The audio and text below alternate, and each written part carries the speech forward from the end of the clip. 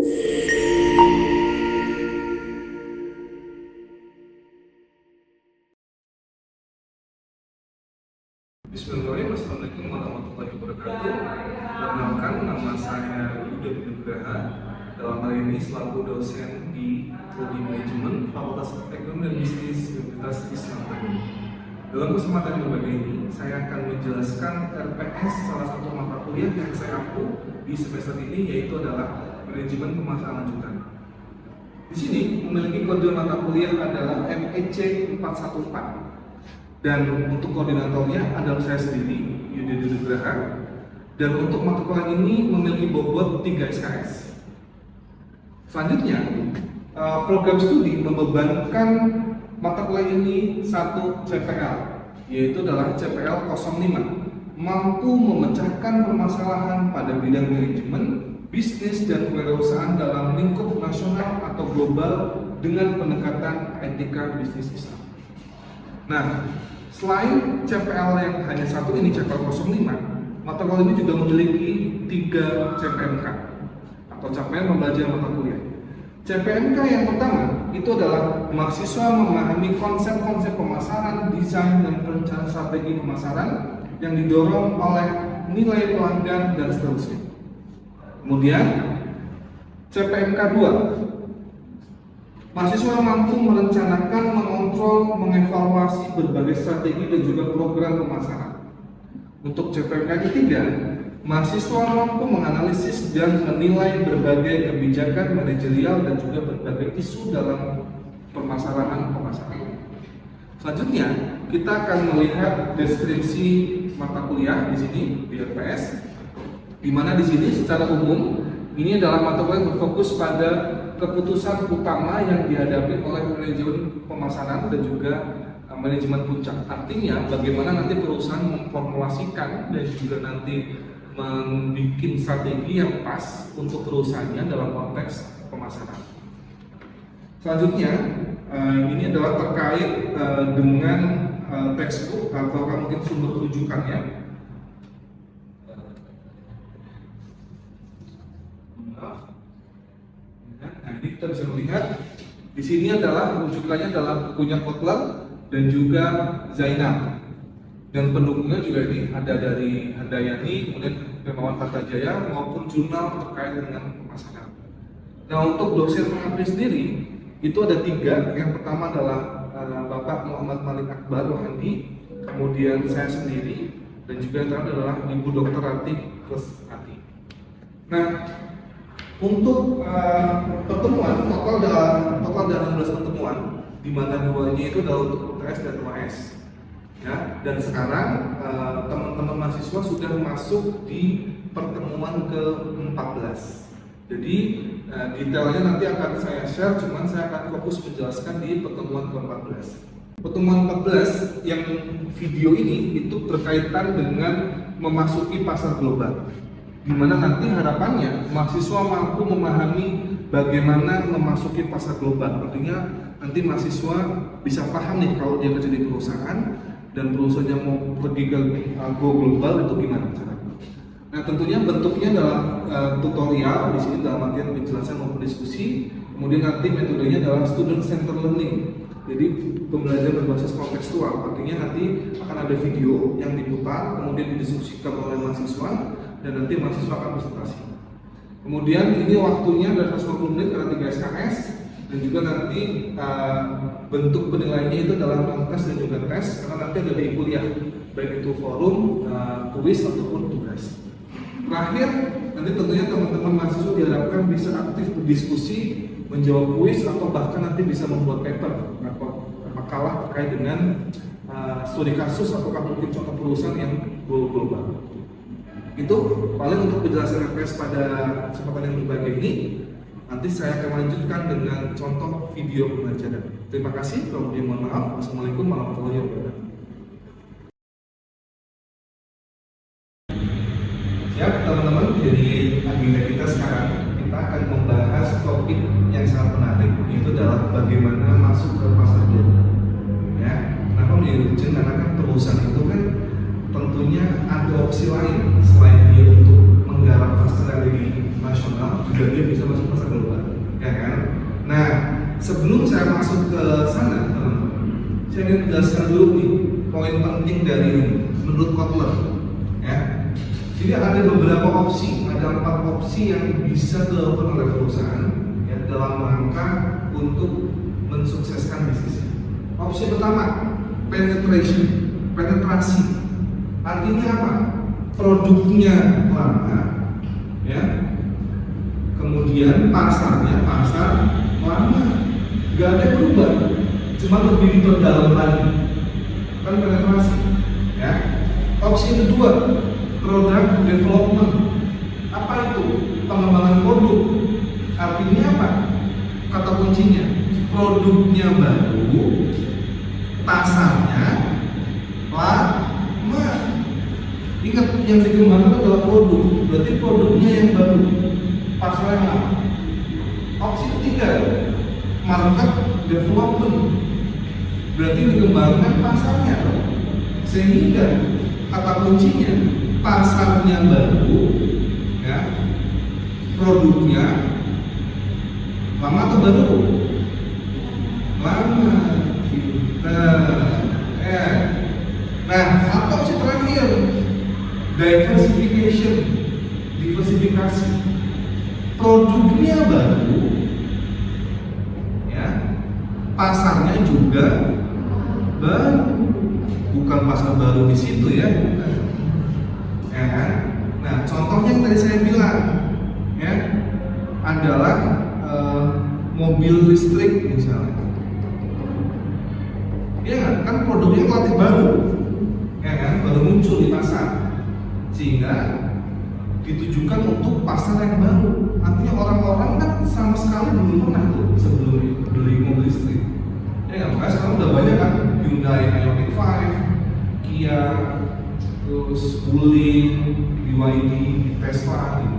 Ya. Nah, ini teman-teman, jadi perlu dipahami ya kata kuncinya. Sekali lagi, penetrasi produknya lama, pasarnya lama, gitu ya, existing. Kemudian kalau market development yang dikembangkan pasarnya, sehingga pasarnya yang baru, produknya malah. Kalau yang product development itu produknya yang baru, pasarnya yang lama.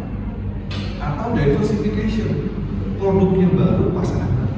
Nah, setelah kita memahami 4 pilihan strategi ini, kita baru masuk ke keputusan untuk go global.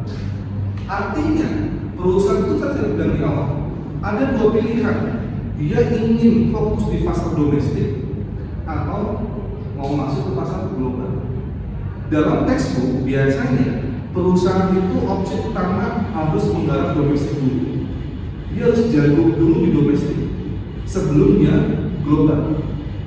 Ya, cuman kalau di pasar domestik udah jenuh, udah banyak pesaing misalnya, dia baru bisa masuk ke opsi yang global. Gitu ya. Jadi fokus pertama untuk perusahaan dia harus menggarap pasar nasional atau pasar domestik. Ya. Oke, lanjut. Sebelum perusahaan mau pergi ke global, artinya menjadi perusahaan yang produknya di global, ya, itu dia harus menjawab 5 keputusan ini, ya. Terus jawab, ya, ini penting sekali. Yang pertama, kita lihat deciding whether to go abroad. Perusahaan harus memilih apakah dia ingin pergi ke luar negeri. Dasarnya apa? Yaitu tadi, apakah produk saya sudah laku di pasar domestik, ataukah produk saya misalnya ingin saya kenalkan ke luar negeri, gitu. Jadi perusahaan menentukan dulu sumber dayanya cukup nggak, produknya oke nggak untuk pergi ke global. Karena kalau nggak merasa minder, ini nggak usah. Nanti malah konyol gitu ya. Jadi perusahaan menentukan dulu nih, perusahaan itu akan pergi ke luar negeri atau enggak. Kalau iya, lanjut ke tahap kedua. Apa itu? Deciding which markets to enter. Memilih pasar mana yang ingin dimasukin. Entah itu pasar regional, internasional. Cuman kata Kotler itu dia harus biasanya fokus dulu di pasar yang paling dekat. Contoh Indonesia, masuk ke pasar Malaysia, Singapura, Vietnam, yang regional dulu, yang dekat-dekat dulu, ya. Karena kenapa? Ada kesamaan budaya, kesamaan culture individu, ya, politik dan seterusnya. Sehingga lebih baik kalau mau masuk ke pasar global, dia milih dulu ke pasar yang terdekat, gitu ya. Dan ketiga adalah memilih bagaimana caranya masuk ke pasar. Nanti ada franchising, ada licensing, ekspor, ya, bahkan sampai FDI, foreign direct investment. Yang keempat, menentukan marketing program. Tahapan keempat, menentukan program pemasarannya. Apakah harus sama di semua negara, ataukah ada perbedaan? Contoh yang sama, Apple biasanya. Kalau yang berbeda biasanya adalah produk-produk fashion. Jadi di negara Asia dipakai ini, di negara Eropa itu seperti itu. Dan yang terakhir adalah menentukan organisasi pemasaran. Artinya apakah ada divisi internasional di situ, apakah nanti ada presiden yang mengurusin presiden atau direktur ya. Nah, jadi ini teman-teman dalam 5 tahapan terkait dengan bagaimana perusahaan untuk masuk ke global. Sekarang ada yang bertanya nggak? Saya Pak. Oke. Bertanya Pak. Silakan. Nama saya Priyantari Raharja, mau bertanya apakah apa keunggulan dan kelemahan dari first mover dan late entry Pak? Oke. Terima kasih, brilian ya, pertanyaan sangat bagus. Jadi kita tahu dulu definisi dari first mover dan late entry. Kalau first mover sederhananya adalah perusahaan tersebut pertama kali menguasai pasar. Kalau late entry itu perusahaan yang telat masuk pasarnya, artinya pengekor. Ya, kita ambil contoh deh, misalnya first mover di industri handphone misalnya, ya Samsung lah ya, contoh aja Samsung. Ya, late entry-nya ya ada Lenovo, ada Xiaomi, ada Poco misalnya, ya dan seterusnya. Nah itu dulu ya. Nah keunggulan dari first mover itu adalah apa teman-teman? Masyarakat atau konsumen atau pasar sudah familiar, ya karena dia sudah berada duluan di pasar. Dia sudah tanda kutip membuka hutan kosong, hutan rimba, sehingga brand image-nya akan sangat kuat. Susah dikalahkan oleh perusahaan yang late entry. Itu keunggulannya. Kelemahannya apa? Kalau first mover, kalau gagal itu costly sekali. Kenapa? Karena bayangkan ada produk dari Korea, misalnya Korea Selatan, masuk ke Indonesia yang mungkin zaman itu belum ada produk dari Korea Selatan. Susah. Tapi kan berhasil alhamdulillah, sehingga dia sekarang menikmati, menjadi top of mind di benak konsumen. Nah itu ya. Kemudian kalau keunggulan dari late entry, secara cost, secara risiko lebih kecil. Kenapa? Karena pengekor. Contoh Xiaomi, Lenovo. Udah ada Samsung, ternyata Indonesia banyak yang orang Indonesia suka dengan handphone. Lebih aman dong. Sehingga kalau Xiaomi, Lenovo ingin launching produk, dia relatif lebih aman. Keunggulannya situ, resikonya rendah dan biaya relatif lebih rendah. Tapi kelemahannya apa kalau entry? Dia akan selalu cenderung selalu berdiri nomor 2, 3 dan 4. Kenapa? Karena dia susah mengalahkan brand yang sudah menjadi first. Baik teman-teman, agenda sekarang kita dalam melihat video ya. Jadi di video ini kurang lebih terkait dengan brand lokal yang dia sudah bisa masuk ke pasar nasional. Nanti dari video tadi teman-teman diskusikan dengan kelompoknya, kemudian presentasikan. Baik, kalau gitu selamat menyaksikan teman-teman. Enjoy. Sering dikira produk luar negeri, inilah 20 brand lokal Indonesia yang mendunia. Brand lokal Indonesia yang mendunia ternyata sangat banyak. Tak heran banyak masyarakat yang salah kaprah, mengira brand itu dianggap merek luar negeri. Bahkan, pemerintah Indonesia tengah menggenjot perekonomian negara.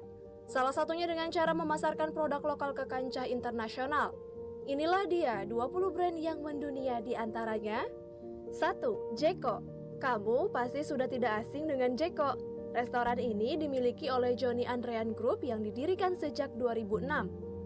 Jeko mulai mendunia ketika membuka cabangnya di Malaysia tahun 2007, di Singapura tahun 2008, di Filipina tahun 2012, di Hong Kong tahun 2016, hingga di Arab Saudi pada tahun 2018. Tak heran jika Jeko seringkali dikira produk dari luar negeri, padahal brand satu ini termasuk brand Indonesia yang mendunia. 2. Erigo. Brand pakaian yang didirikan pada 2010 ini dulunya bernama Selected & Co. dan hanya memproduksi batik casual. Lalu pada 2013, Muhammad Sadat, pendiri Erigo, mulai menjual pakaian dengan konsep street style yang kekinian. Baru pada 2022, brand Erigo mulai dilirik pasar dunia karena muncul di New York Fashion Week 2022. 3. Paseo. Brand asal Indonesia yang tidak kalah mendunia adalah Paseo. Merek tisu ini diproduksi oleh Asian Paper and Pulp, yaitu anak perusahaan Sinarmas. Bahkan, Paseo ternyata sudah mengekspor produknya hingga ke 65 negara termasuk Amerika Serikat dan Selandia Baru. 4. Tolak angin. Produk obat herbal ini merupakan produksi PT Jamu Industri Jamu dan Farmasi Sido Muncul Tbk. Bahkan tolak angin sudah ada sejak tahun 1930 loh. Kini tolak angin sudah diekspor ke banyak negara seperti Arab Saudi, Kamboja, Myanmar, Vietnam, Filipina, dan sebagainya. 5. La Fonte. La Fonte merupakan produksi Bogasari sejak tahun 1991. Produk-produknya pun bervariasi mulai dari spaghetti, makaroni, fettuccine, dan sebagainya. Kini La Fonte sudah diekspor ke berbagai negara mulai dari Jepang, Cina, Korea, Nigeria, Vietnam, Malaysia, Singapura, dan lain-lain. 6. Eiger. Eiger sudah ada sejak tahun 1979 dan menjual berbagai peralatan untuk kegiatan outdoor. Bahkan Eiger menerima penghargaan dari pemerintah pada tahun 1992. Saat ini, kamu bisa menemukan produk-produk Eiger di dalam maupun luar negeri seperti Jepang, Lebanon, Malaysia, dan Filipina. 7. GT Radial. Brand satu ini sebenarnya diproduksi di Indonesia oleh PT Gajah Tunggal, namun produknya sudah diekspor hingga ke lebih dari 80 negara di Eropa, Amerika, Asia, Timur Tengah, dan Australia. 8. The Executive. The Executive diproduksi oleh PT Delami Garment Industries di Bandung, Jawa Barat. Merek ini pun sudah tembus ke pasar global. Seperti negara-negara di Asia Tenggara, hal ini yang membuat The Executive menjadi brand Indonesia yang mendunia. 9. Indomie. Indomie memang sudah memiliki nama besar di kancah internasional. Indomie bahkan sudah diekspor ke berbagai negara mulai dari Arab, Amerika Serikat, Taiwan, Australia, Hong Kong, Irak, dan beberapa negara di Afrika dan Asia. 10. Silver Queen. Silver Queen sering dikira produk asal luar negeri, padahal coklat ini diproduksi oleh perusahaan asal Indonesia, yaitu PT Petra Foods. Coklat Silver Queen juga termasuk brand Indonesia yang mendunia, sebab produknya sudah diekspor ke 17 negara di dunia, seperti Thailand, India, Korea Selatan, Jepang, Brunei, Hong Kong, Filipina, Australia, dan Cina. 11. Bucari. Menggunakan nama yang classy membuat Bucari sering disangka berasal dari luar negeri. Padahal brand yang sudah ada sejak tahun 1980 ini didirikan oleh 3 saudara kandung yang berasal dari Makassar. Nama Bucari juga terinspirasi dari ketiga nama pendirinya, yaitu Budi, Ediansyah, dan Heri. Kini Bucari mempunyai 120 cabang di seluruh Indonesia. Toko pertamanya dulu berada di Pasar Baru, Jakarta. 12. Hokben. Restoran cepat saji ini menyajikan masakan ala Jepang yang sudah berdiri sejak tahun 1985. Mungkin dulu kamu pernah mengira kalau Hokben benar-benar berasal dari Jepang ya. Padahal restoran ini asli produk lokal loh. 13. CFC. CFC bisa dibilang termasuk brand Indonesia yang mendunia karena sudah membuka cabang di beberapa negara. Aslinya CFC berdiri di bawah PT Pionir Indo Gourmet International Tbk. Meski begitu, dulu CFC memang merupakan perusahaan waralaba California Pioneer Chicken dari Pioneer Takeout asal Amerika Serikat. Namun pada tahun 1989 mereka melepaskan diri dari waralaba tersebut dan akhirnya memproduksi sendiri. 14. Polytron. Perusahaan elektronik yang satu ini juga sering dikira berasal dari Jepang atau Cina. Perusahaan ini sudah berdiri sejak tahun 1975 dengan memproduksi alat-alat elektronik, misalnya kulkas, TV, mesin cuci, AC, speaker, dan sebagainya. 15. Kopiko. Brand yang satu ini juga sangat mendunia karena mengekspor produknya ke lebih dari 80 negara di dunia, misalnya Jerman, Korea Selatan, Singapura, Portugal, Australia, dan lainnya. 16. Polygon. Siapa yang punya sepeda Polygon di rumahnya? Merek asal Sidoarjo, Jawa Timur ini memperluas pasarnya hingga luar negeri. Bahkan, salah satu tim downhill kelas dunia, Hutchinson UR Team, pernah menggunakan sepeda Polygon untuk bertanding di UCDH World Cup pada 2013. 17. Essensa. Keramik Essensa ini diproduksi sejak tahun 1993 oleh PT Inti Keramik Alam Sari Industri Tbk. Meski termasuk brand Indonesia, Essensa ternyata sudah mengekspor produk-produknya hingga pasar Amerika, Afrika, Eropa, Timur Tengah, dan Asia. 18. Terry Palmer. Nama Palmer sendiri pun merupakan singkatan dari lokasi pabrik pertama brand ini, yaitu Palmerah. Bahkan, Terry Palmer sudah mengekspor hasil produksinya hingga ke Eropa sejak tahun 1988. Lalu, pada tahun 1992, perusahaan ini juga mengekspor ke Jepang dan Amerika. 19. Lee Jeans. Lee Jeans dengan kualitas yang tidak kalah dengan merek luar negeri juga termasuk dalam daftar brand Indonesia yang mendunia. Brand yang berdiri sejak tahun 1972 ini menggunakan konsep American Style sehingga juga sering dikira brand dari luar negeri. 20. Crisbo.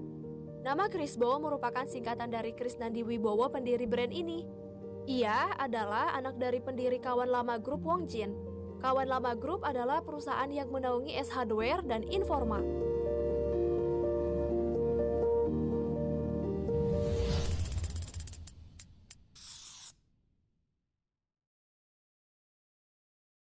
Teman-teman, tadi setelah kita melihat ya video terkait dengan 20 brand lokal yang terkenal di luar negeri gitu ya. Jadi sekarang waktunya dari video tadi teman-teman mendiskusikan ya. Dibagi dua kelompok nih. Satu kelompok menjelaskan 10 brand lokal yang tadi sudah berhasil masuk ke pasar global. Nah, kelompok kedua adalah brand nomor 11 sampai nomor 20. Nanti kalian akan jelasin brand ini sudah masuk ke pasar mana aja, negara mana aja, dan pakai strategi apa, entah itu franchising, licensing, atau ekspor, joint venture, ataupun FDI. Itu ya teman-teman ya, silahkan diskusi dengan baik, nanti harus diberikan presentasi. Oke, selamat berdiskusi ya teman-teman.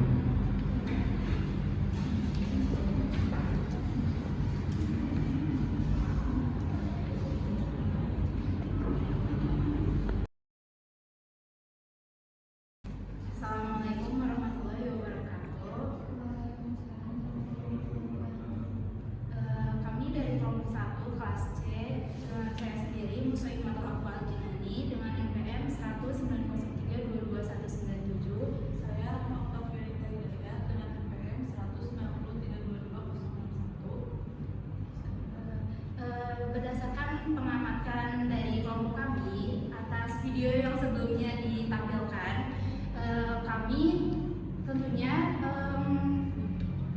menyimpulkan bahwa produk-produk tersebut atau perusahaan-perusahaan tersebut dapat berkembang di pasar global karena mereka mampu mempertahankan kualitas dari produk yang mereka pasarkan juga. Nah, terus di sini pun mereka memiliki beberapa cara dalam mengembangkan produknya di pasar global. Seperti contoh tadi Jeko yang dimana yaitu menggunakan lisensi atau laba-laba yang disebarkan ke seperti Malaysia, terus ada Hong Kong. Lalu ada pun tadi brand Rico yang awalnya itu namanya Select Emco yang tadinya hanya membuat batik ditambah dengan produk baru yaitu street style yang dia juga dipandang oleh negara lain sehingga mereka menggunakan sistem ekspor untuk menjangkau negara-negara lain.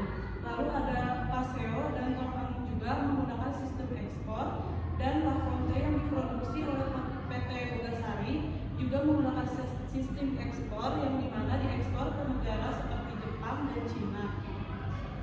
Lalu ada Eiger di mana mereka juga menggunakan sistem ekspor ke negara seperti Jepang, Lebanon. Terus ada Radial di mana mereka juga menggunakan sistem ekspor ke lebih dari 80 negara di Eropa, Asia, terus Amerika, Timur Tengah, Australia. Terus ada The Executive, mereka juga melakukan ekspor ke Asia Tenggara. Juga ada Indomie, mereka juga menggunakan sistem ekspor mereka menggunakan sistem ekspor pertama kali ke negara Nigeria.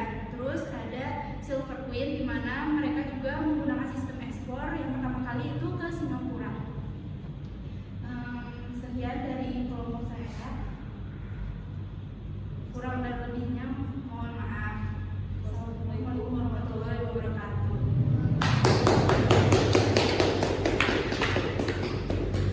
Assalamualaikum warahmatullahi wabarakatuh. Waalaikumsalam warahmatullahi wabarakatuh. Kami dari kelompok 2 akan membahas apa yang baru saja ditampilkan di dalam sebuah video. Sebelumnya izin memperkenalkan diri, nama saya Brilian Tri Raharja, kelas C NPM 113. Saya Sri Rahayu dengan NPM 1932257 kelas C.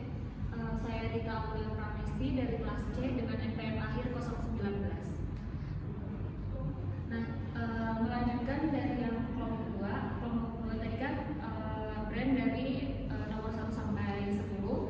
Nah, jadi kelompok 2 akan melanjutkan dari brand nomor 11 sampai dengan 20. Nah, yang ke-11 itu ada Bu Cherry. Nah, Bu Cherry ini itu menyasar target pasarnya itu ke negara-negara tetangga, menggunakan metode itu direct exporting gitu, atau bekerjasama dengan brand yang ada di luar negeri. Kemudian yang ke-12 ada Hokpen. Nah, Hokpen ini itu target pasarnya itu di Malaysia, Singapura, Taiwan, dan Brunei. Nah, dengan menggunakan metode direct investment atau membuka tokonya di Asia. Nah, terus yang ke-13 ada CFC. CFC ini itu menyasar target pasar itu Malaysia, Singapura, Brunei, terus Uni Emirat Arab, juga Arab Saudi. Kemudian menggunakan metode model ekspansi dengan gerai waraba. Nah, yang ke-14 ada brand dari Polytron. Nah, Polytron ini itu menyasar ke negara-negara tetangga seperti Malaysia, Singapura, Brunei, dan juga Timor Leste dengan menggunakan metode kemitraan dengan merek global yang sudah mapan di pasaran. Lalu selanjutnya ada brand permen kopi yang dinamakan Kopiko. Kopiko ini menggunakan metode ekspor yaitu ke negara Jerman, Korea, dan lain-lain. Lalu selanjutnya ada Polygon, yaitu Polygon adalah brand sepeda yang sangat digemari oleh orang-orang yang ada di Eropa, yaitu contohnya negara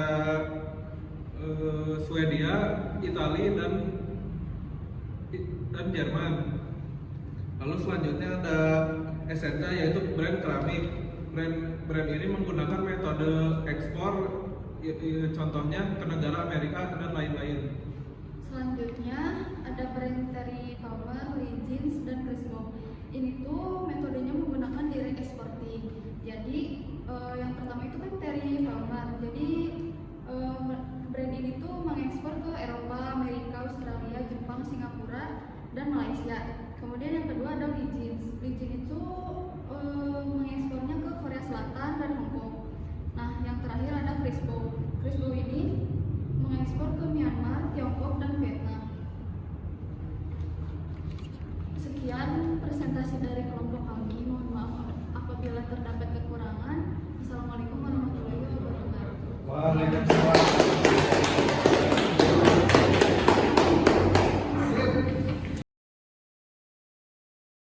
Baik teman-teman, setelah tadi kita mempresentasikan ya 20 brand lokal yang sudah go global, saya akan menyimpulkan dari diskusi kita pada siang hari ini. Intinya perusahaan itu bisa memilih salah satunya adalah dari 5 strategi. Pertama, tidak ada exporting, direct exporting, kemudian franchising atau licensing, kemudian joint venture atau FDI, kalau dari investment. Itu ya teman-teman ya. Jadi sangat menarik kan diskusi kita pada siang hari ini. Oke, sekarang saatnya kita untuk closing karena sudah selesai nih jam 4 menit. Sebelum saya closing, saya pribadi mohon maaf apabila dalam penyampaian hal-hal yang menjadi kalian. Mari kita tutup dengan doa kifaratul majlis bersama-sama.